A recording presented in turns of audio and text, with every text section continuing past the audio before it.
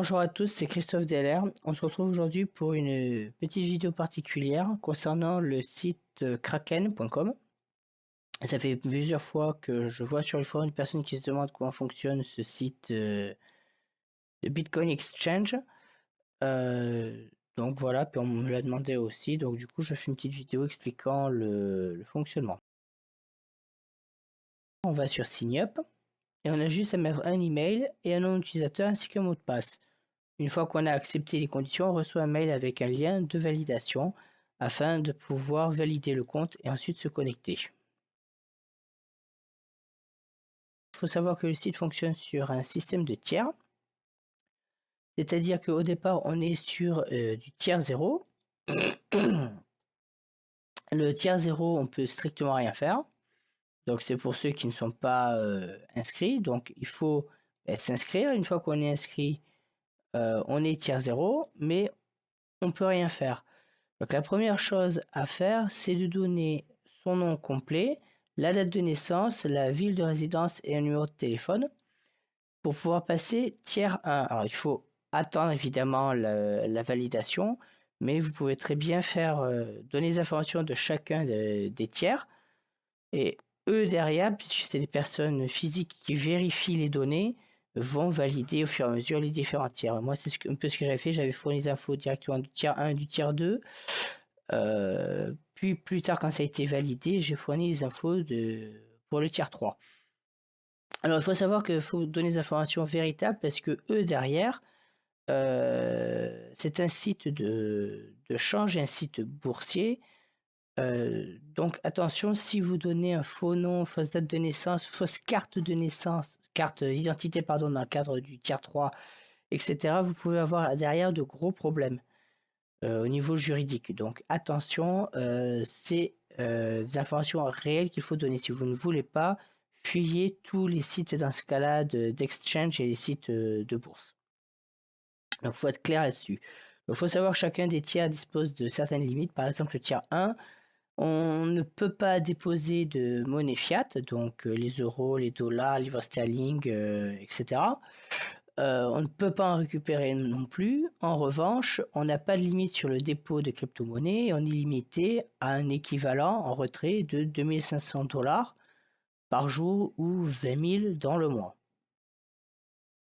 Le tiers 2, on est à 5 000, 50 000, par exemple, etc., etc. Jusqu'au tiers 4, où on est par jour à 100 000 dollars en dépôt fiat, 100 000 en retrait fiat et en retrait crypto. En dépôt crypto, on n'a de toute façon jamais de limite. Donc pour ceux qui veulent déposer des crypto-monnaies et travailler qu'avec de la crypto, vous n'avez pas ce problème-là au niveau du dépôt. Donc voilà un peu pour donc les tiers, c'est très très important. Si vous faites pas grand chose, genre que vous faites du minage de crypto-monnaie et que vous servez de Kraken uniquement pour faire du change, le tiers 1 devrait vous suffire, sauf si vous avez un gros volume derrière, que vous dépassez donc l'équivalent 20 000 dollars par mois. Là, dans ce cas-là, passez sur le tiers 2. Donc, vous pouvez très bien faire tiers par tiers plutôt que donner toutes les informations nécessaires pour passer tous les tiers. Donc, d'abord la balance. Donc, l'onglet tiers, trade, pardon, on va s'attaquer uniquement à l'overview et au new order. Donc, l'overview, c'est quoi? En fait, c'est un résumé de votre compte. En bas, vous avez tout l'historique du compte. En haut, vous avez la balance avec les monnaies ou crypto-monnaies en votre possession, la quantité et le taux pour une unité de la monnaie en question, ainsi que l'équivalent sur la paire qui est ici sélectionnée. Alors par défaut, c'est du Bitcoin euro. Donc moi, on me dit que mes 0,056 Ethereum plus 0,00004 Bitcoin, ça me fait un total de 33,84 € au cours actuel, qui semble bien descendre d'ailleurs en ce moment sur la paire Bitcoin euro justement. Ensuite, vous avez l'onglet New Order. New Order, c'est pour passer un ordre d'achat ou un ordre de vente. Vous indiquez ici le montant dans la monnaie que vous voulez par rapport à la paire qui est sélectionnée ici, donc vous la changez. soit au prix du marché. Donc classiquement, ça va être simplement le principe du change. Donc vous changez une monnaie vers une autre, ou une crypto vers une autre crypto. Ou limite, c'est-à-dire que quand ça arrive à un certain cours, votre ordre est passé, donc vous aurez au total tant. Donc ça, c'est pour la partie simple. On ne s'attaque pas à la partie intermediate et advanced, parce que c'est plus contraignant que ce que je vais vous montrer. Vous avez à côté le New Charting and Trading Tools, où là, vous avez vraiment, on le voit ici, la courbe, vous avez vraiment le cours de bourse en direct. Suivant ici la paire que vous sélectionnez, suivant ici la timeline que vous choisissez, de 1 minute jusqu'à 30 minutes, puis 1 heure jusqu'à 6 heures, puis 12 heures, pardon, puis un jour, 3 jours et une semaine. Avec donc ici tout le graphique. Dessous les différents indicateurs que vous activez ou non. Par défaut, vous n'avez que le volume qui est activé. Moi, j'ai juste activé le MACD et le stochastique RSI en plus, qui sont des indicateurs pour pouvoir analyser le cours boursier et déterminer les tendances haussières et baissières. Vous avez ensuite ici qui vous affiche le cours actuel qui est de 0,07824 Bitcoin pour un Ethereum, parce que je suis sur la paire Ethereum Bitcoin. La watchlist où c'est les différentes paires que vous avez sélectionnées et vous avez cliqué ici sur l'étoile pour les afficher ici, ce qui permet de voir tout de suite là où ça en est. On voit d'ailleurs par exemple que le Zcash Bitcoin est en descente de 0,12%, alors que les autres sont en forte montée, à l'exception de l'Ethereum Bitcoin qui est en une montée de seulement 1% 27. Bon, voilà. Donc ça permet d'avoir un certain nombre d'informations d'un coup, sans devoir aller sélectionner la paire, etc. Ici, vous avez une petite liste. Alors, je pense que ça revient que sur à peu près un quart d'heure, 20 minutes, je pense. Même pas, ouais, à peu près 10 minutes. Vous avez l'historique donc des dernières transactions avec indiqué en vert ou en rouge si c'est donc un achat ou une vente. La colonne du milieu, on vous indique le volume. Donc c'est le volume. Alors là, moi c'est la paire Ethereum Bitcoin, donc c'est le volume en termes d'Ethereum. Et à côté, l'heure exacte avec la seconde près de où l'ordre a été passé. Ensuite, ici à droite, vous avez la zone trading. Donc, c'est ça que vous allez vraiment utiliser. Vous sélectionnez si vous voulez acheter ou vendre. Vous allez indiquer le montant. Par exemple, moi, j'ai 0,057 Ethereum. Si je veux les vendre, je peux très bien cliquer ici pour sélectionner l'intégralité ou indiquer qu'une partie. Par défaut, vous êtes ici en type market, c'est-à-dire qu'il vous sélectionne automatiquement le prix actuel, le cours actuel. Et on vous dit, donc moi on me dit que j'aurai 0,00438 Bitcoin, ce qui pour moi n'est pas intéressant du tout pour le coup. Donc je ne vais pas vendre maintenant. Et voilà comment vous passez donc vos ordres. Et dans le type, vous avez market et limite que vous allez utiliser. Limite, c'est pour indiquer un prix. Vous indiquez à quel prix l'ordre doit être passé, pardon. Et donc ce sera en attente.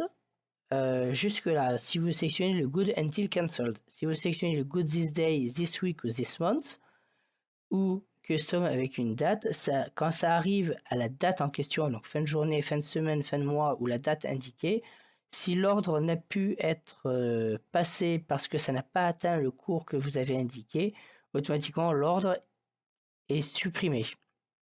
Donc la demande d'ordre est invalidée.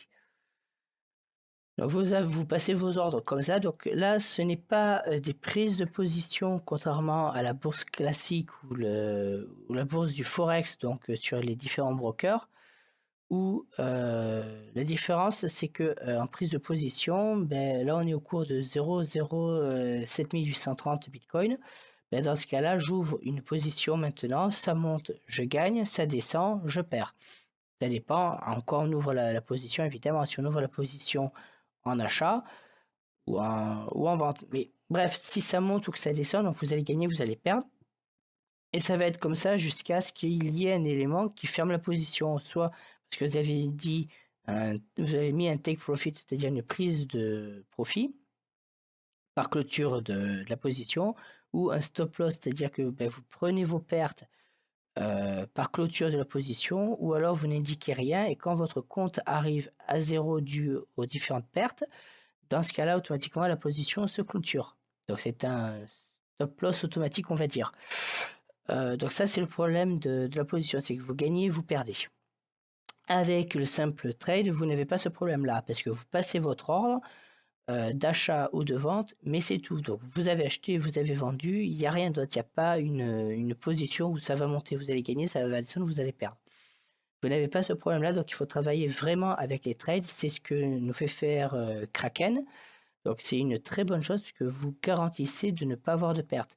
Moi, par exemple, mon dernier achat en Ethereum était de 0,056 au prix de 0,08183 Bitcoin. Si je décide maintenant de vendre, je sais que je vais avoir des pertes. Là, je peux très bien, d'ailleurs, on le voit à la date en question, c'était ici. On voit que le cours a énormément baissé, même s'il commence à remonter. Il n'est pas remonté encore au niveau. Je sais que je n'ai pas de perte tant que je ne passe pas mon ordre de vente. Donc voilà, la différence entre trading, trade et position, c'est ça. Il faut surtout pas passer sur les positions parce que vous engendrez des pertes potentiellement. Avec le trade, vous n'avez pas ce risque-là. C'est uniquement vous quand vous passez votre ordre, soit vous passez l'ordre explicitement et donc vous souhaitez faire une perte parce que vous voulez ne pas attendre et travailler sur le cours inverse. Ou alors, tout simplement, vous attendez que ça remonte ou que ça redescende suivant si vous êtes sur de l'achat ou de la vente pour ne pas engendrer de perte. Donc là, la perte, vous ne l'avez que si vous avez décidé de l'avoir. Donc pensez bien qu'il faut passer uniquement des trades et rien d'autre. C'est tout simplement pour pouvoir déposer et récupérer de l'argent, que ce soit en fiat ou en crypto. Donc vous avez un certain nombre, vous avez l'euro, le dollar américain, le livre sterling, le dollar canadien, le yen, le bitcoin, le TTR-USD, le Ripple, le Lumen, le Litecoin, Dogecoin, le Dash, l'Ethereum classique, le Augur, le Zcash, l'économie, le Melon, le Monero, le Gnosis, le EOS, le Bitcoin Cash et le Kraken Fee Credit dans le deposit. Dans le withdraw, vous n'avez pas le Kraken Fee Credit. Donc ça, c'est l'ensemble des crypto-monnaies et des monnaies fiat possibles sur Kraken. Donc tout simplement, vous venez pour le dépôt sur la crypto que vous voulez, vous dites générer une nouvelle adresse. Vous avez ici donc une adresse dans mon cas que j'ai sélectionnée, c'est une adresse Monero et vous déposez dessus. Soit vous avez un minimum de dépôt, soit vous n'en avez pas. Si vous avez un minimum de dépôt, ne vous inquiétez pas, si vous ne déposez pas ce minimum, vous ne perdez pas l'argent. C'est vraiment un véritable wallet, exactement comme celui que vous ouvriez sur un site pour le Monero, pour l'Ethereum ou que vous installez sur votre ordinateur, puisque ça existe aussi. Et pour certaines cryptos, en plus, c'est obligatoirement ça. Je pense en particulier au Pascal, par exemple. Là, vous n'avez pas de problème, vous ne perdez rien.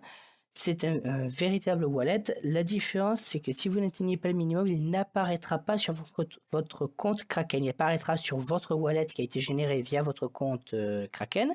Donc c'est votre wallet à vous. Mais sur Kraken, ça n'apparaît pas encore, tant que vous n'avez pas atteint le minimum dessus. Donc pour ceux qui feraient du minage de crypto-monnaie, l'avantage, c'est que vous pouvez très bien, Nanopool le permet par exemple, mais suivant la crypto, c'est le cas par exemple du Monero, il faut fournir un payment ID qui peut vous être donné ou non. Kraken n'en donne pas a priori pour le Monero, donc vous indiquez 0 pour le payment ID qui permet du coup de mettre directement sur le wallet Kraken par exemple. Et quand vous avez donc atteint ce qu'il faut, ça apparaîtra sur Kraken et vous avez fait ce que vous voulez plutôt que passer par un wallet intermédiaire où vous allez avoir des frais. Par exemple, pour quelqu'un qui va se contenter de faire du trading de crypto, tout simplement, vous allez déposer directement sur Kraken. Vous allez déposer ce que vous voulez, puis après vous allez trader, il n'y a aucun problème. Donc la partie withdraw, c'est exactement la même chose, sauf que vous allez donner une adresse vers laquelle envoyer. Pareil, vous avez un minimum avant de pouvoir envoyer. Le Monero, par exemple, je vais vous montrer. C'est 0,1 si je me souviens bien. On va vérifier tout de suite. Monero. difficile à le charger, parce qu'il est un peu long des fois. Voilà. Donc le minimum c'est 0,1 Monero. Pourquoi? Parce que vous avez 0,05, donc vous avez la moitié du minimum de frais. Donc ça veut dire que vous avez 0,1 Monero sur votre compte, vous l'envoyez sur notre wallet par exemple, ou vous payez quelqu'un. Attention, vous avez 0,05 de frais. Ça veut dire que vous allez ne recevoir sur notre wallet que 0,05 si vous prenez que le minimum. Donc il faut faire par contre attention à ça. Donc c'est pareil, vous faites add address, vous donnez une description, donc ce qui vous permettra ici de l'identifier, l'adresse Monero et éventuellement le payment ID si vous avez un payment ID sur le wallet en question. Par exemple, pour ceux qui passent par Poloniex, c'est le cas, vous avez un payment ID à renseigner. Sur Kraken, on n'a pas apparemment de payment ID, donc c'est un peu plus simple. Donc voilà un petit peu sur le fonctionnement de Kraken. Donc comme vous le constatez, l'utilisation est extrêmement simple. Le plus compliqué, c'est la partie cours de la bourse qui est d'ailleurs en train de se casser la gueule à nouveau, ça devient chiant. Mais voilà, c'est vraiment ça. C'est-à-dire que il n'y a rien de très compliqué, franchement. Vous venez sur le site, vous vous inscrivez, vous passez au moins tiers 1. Vous venez dans Funding, Deposit, vous renseignez les informations, vous transférez sur Kraken. Une fois que vous êtes sur Kraken, vous venez ici sur le graphique boursier et vous donnez ici vos ordres. Ou alors vous restez sur la fenêtre New Order que l'on a vu tout à l'heure. Si vous voulez simplement changer au cours actuel sans vous inquiéter si ça monte ou si ça descend. Dans ce cas, vous n'avez pas besoin de passer par le graphique. Si maintenant, sans forcément chercher à spéculer, mais vous souhaitez savoir où en est le cours et attendre qu'il soit à un certain niveau pour acheter ou pour vendre, tout simplement vous venez ici sur le graphique, vous regardez le cours, vous donnez les informations, éventuellement vous faites un type limite, vous donnez donc le prix, vous donnez votre ordre et après vous allez faire ce que vous avez à faire, vous n'avez plus à vous en inquiéter quand ça arrivera au cours en question, ce sera acheté ou ce sera vendu. Donc votre monnaie sera échangée comme vous l'avez demandé, au cours que vous l'avez demandé et basta. C'est encore le plus facile. Comme je disais, donc il n'y a rien de vraiment sorcier, c'est très simple. Et au moins, vous n'enregistrez pas de pertes avec les histoires de prise de position pour ceux qui veulent vraiment trader, donc essayer de gagner plus, toujours plus, comme font tous les traders d'ailleurs. Là, vous passez par les trades, non pas par les positions, donc vous n'avez aucun risque de perte que vous n'avez pas choisi d'avoir. Tout simplement. Voilà, donc ce sera tout pour cette petite vidéo. Si vous avez des questions, n'hésitez pas dans les commentaires.